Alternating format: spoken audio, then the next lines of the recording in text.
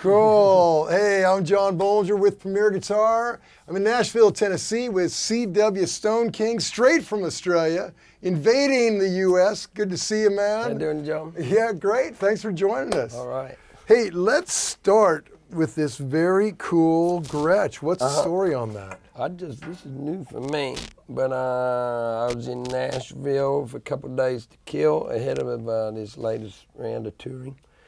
And I walked into Gruhn's, and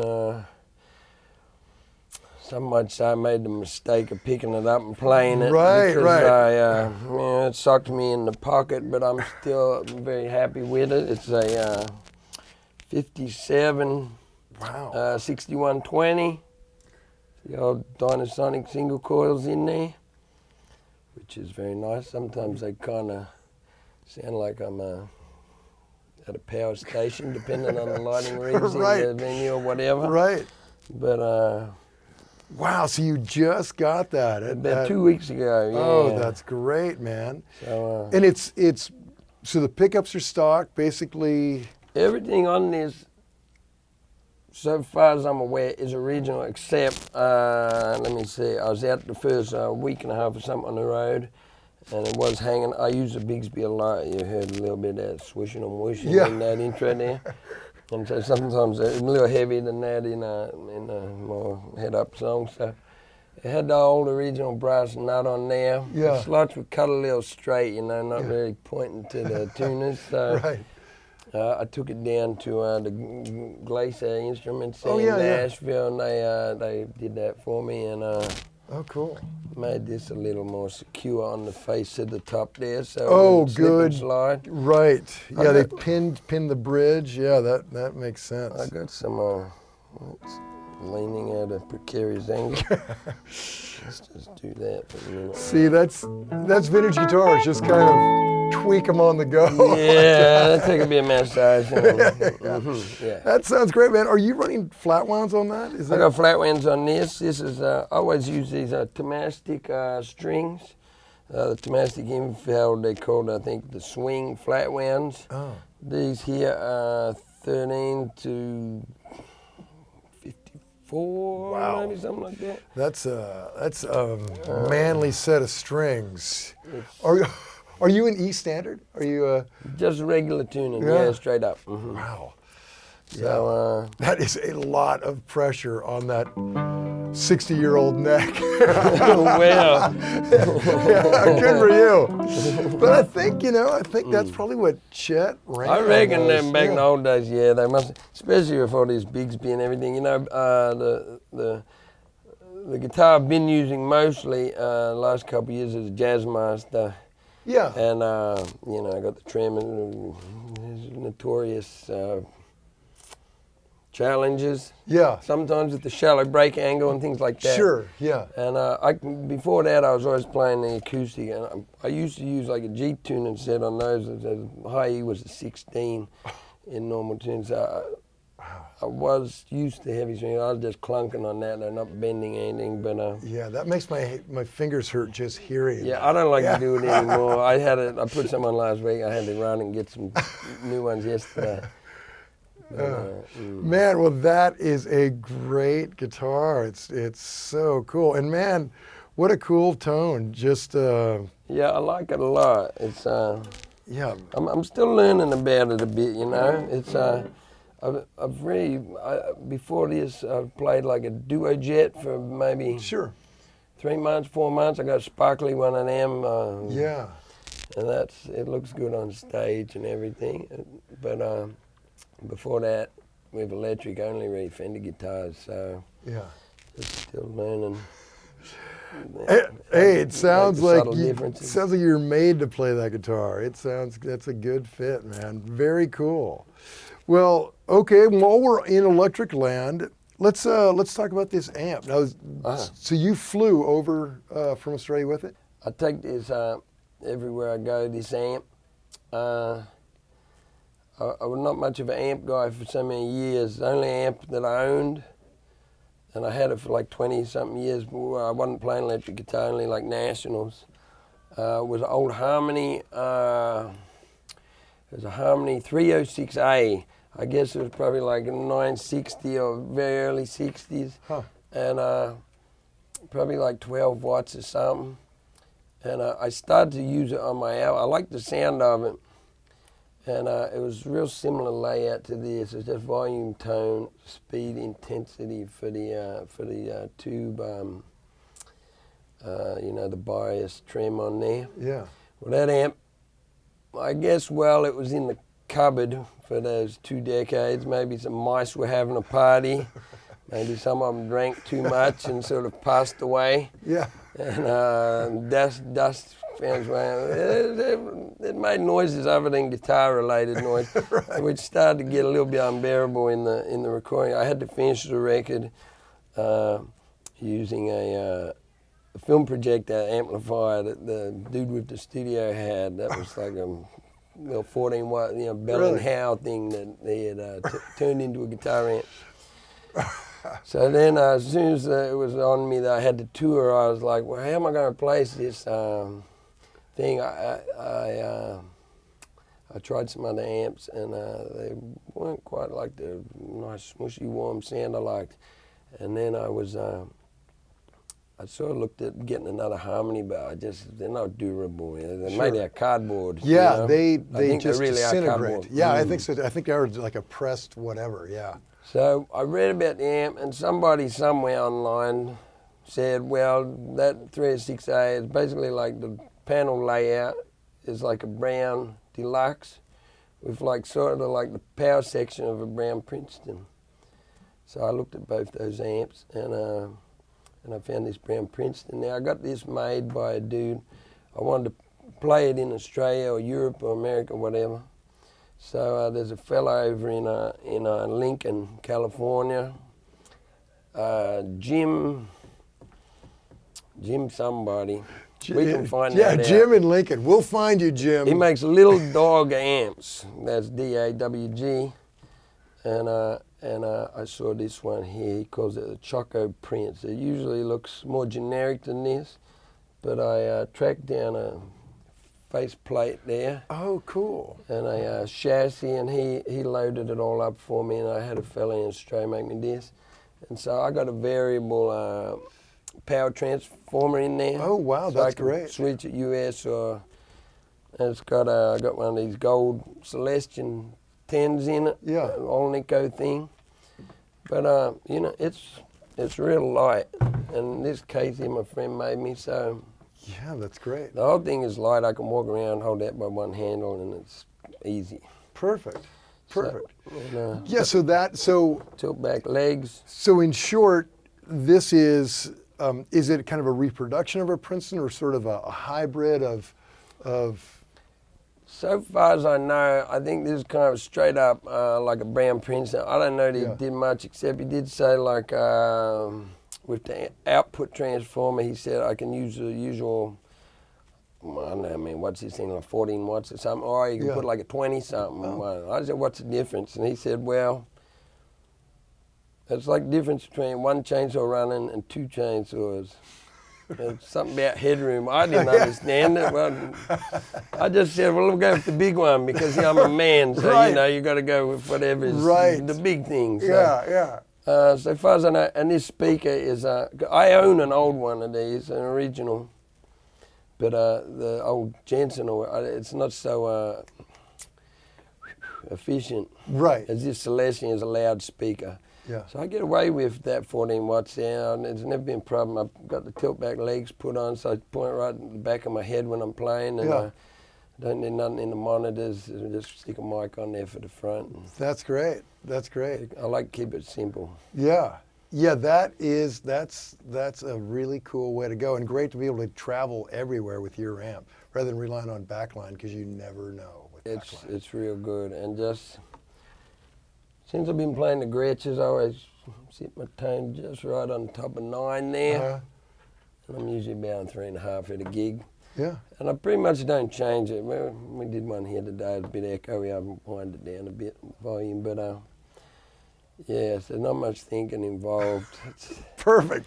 Perfect. Getting to playing. Yeah, perfect. Well, let's hear about this pedal board you're using. Okay, so I feel a bit fraudulent when I come out on stage and plug this in and have it there, because what have I got here? I got this thing here. It's called a Seox DC8.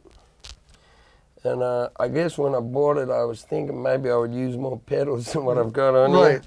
This one's battery powered, so he's not even involved. But I bought that also because it has a variable power transformer. Right, yeah. So I can take this to Europe as well. And I didn't have a drill, that's why it's sitting on the top instead of mounted underneath. Perfect. Easy to get to. I like that. Yeah, and so I got one of these. What is it, TU2? Yeah, sure. Old Boss. Tried and true. Tuner. Yeah. I got this pedal here. It's called a Tim. It's an overdrive pedal. It has like the overdrive here with your. People probably know about this. Should I talk about it anyhow? Sure. Yeah. All right. Well, it's got a gain on there. It's got a volume up the other end, and then the bass and the treble are actually cut. Oh, okay.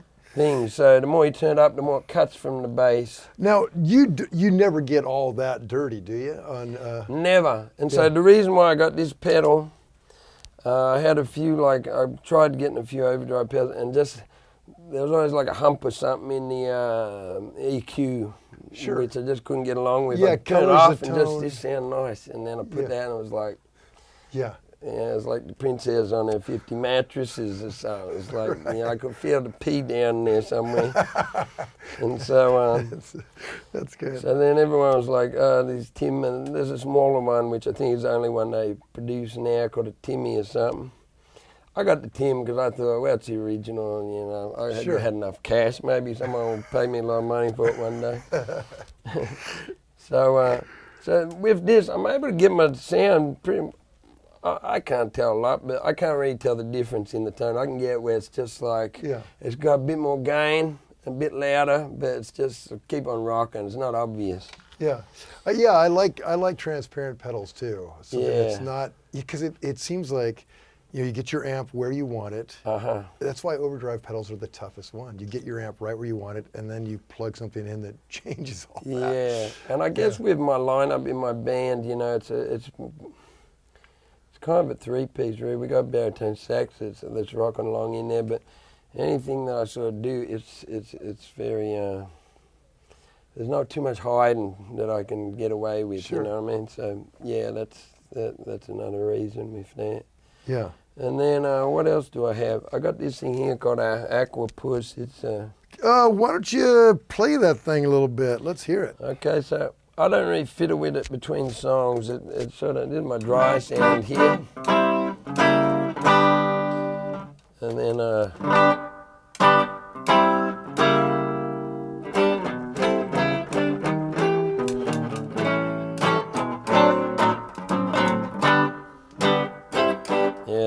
I love it. That's about what I do. I love it. Hey, man, while you're doing it, try the Timmy, too. We didn't get a chance to hear that thing. I just want to hear much. All right, so I'll be rocking here like a...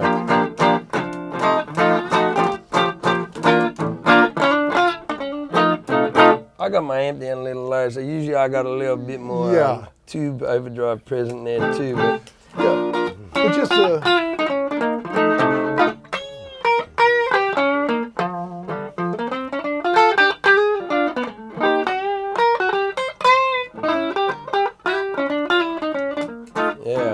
like that. Yeah, that's great. I love it. Yeah, that does just kind of, I can see where it kind of boosts you up for a solo a little bit.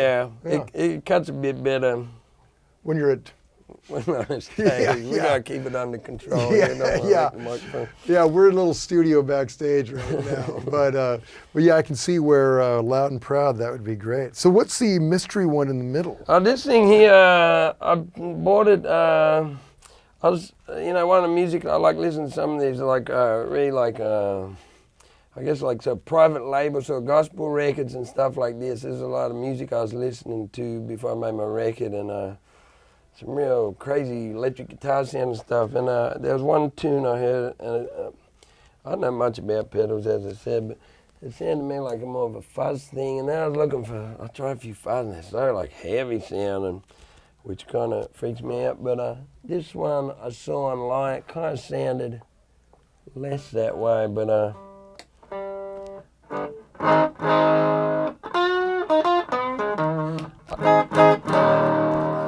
don't really use it that much, this thing. I put it on here just like last week.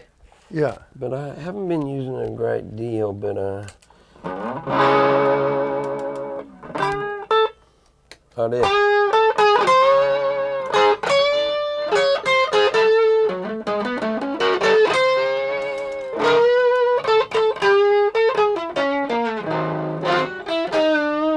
Sometimes when I'm like coming out of the band with like a single thing, Yeah. I put that just to get to sing more. It's not like a ton of sustain on Yeah. here. So I'm not sure, because that does color the tone a little bit for me, but... It's cool, though. That's a cool tone. It's kind of a scary, old-timey tone. Yeah, and I do like that. And so, yeah, I don't get a lot of time to play with the pedals now when I'm on the road a lot, you know. It's...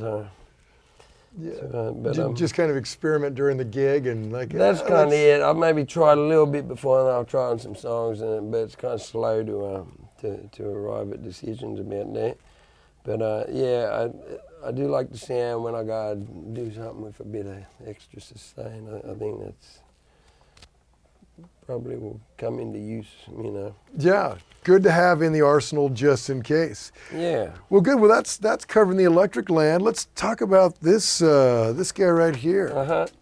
This is my old National Duolian. I got him a few years ago. What a great guitar. It's a 1931 Duolian. So this was like a National. Got this cool paint job, you know. Oh yeah, that's great. They put the like naphtha in with the nitrocellulose paint, and it made this crystal thing happen. Wow. They kind of look murky from a distance, like yeah, shoot that quite over there. unremarkable. But when you get in close, it's beautiful. You can see there's this crystalline sort of paint finish. Wow, it's so cool that in the 30s they were that creative, you know. It's really cool, and the thing with this paint, like they forgot how to do it for a long time, and so it was a mystery. And there's just recently, like maybe last 10 years or something, there's a dude, I'm not sure where he's located, he's in the States somewhere, but he started to maybe found something about what they were doing. He started to experiment with the quantities and things. Really? And he does some finishes for National out of San Luis Obispo there. And I actually saw one of their like takes of this is that guitar here up in Gruhn's last week, and it looked pretty good. He had it pretty Really? color and the pattern and everything was pretty good. Wow, So. that's cool. Isn't that amazing that there's a lost knowledge like that? Yeah. Like something, you know. That, you wouldn't really think that would happen. Yeah. It's like I'm told that nobody knows how the Pantheon was built. Right. You know, it's the same kind of idea. Like, how do they do that? And then people don't know how. Yeah. Same deal there. Wow, that's cool. So, and do you play bottleneck on that or just conventional? I used to play a lot of bottleneck on this. You know, most of my 20s I was very much like just saturated myself in like early blues and that's what I played a lot.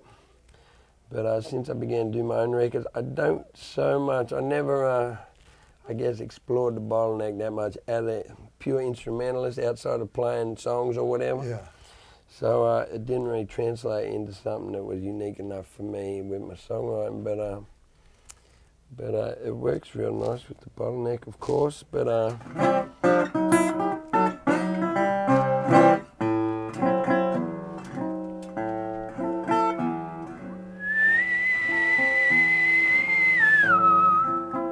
I make little jungle songs and stuff like that. Right.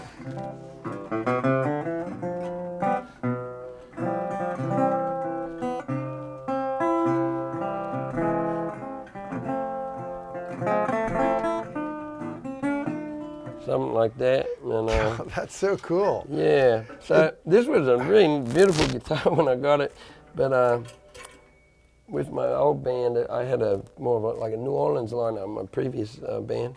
And I used to use the finger picks, and invariably, like either my fingernails bouncing off the front or a bit of thumb pick or something. Yeah, but it's got a few bald patches. But for 80 years old, right? Well, I guess you can have a bald patch when you're 80. Yeah, when you're 80. This one here is from some beauty product. Found its way into my guitar case lining like a week ago. Oh, nice. I was tuning my guitar in Philadelphia. I was like, what happened? It just ate right through there. Hey, you know what? A noble battle scar. It's gonna, yeah, it's all gonna happen.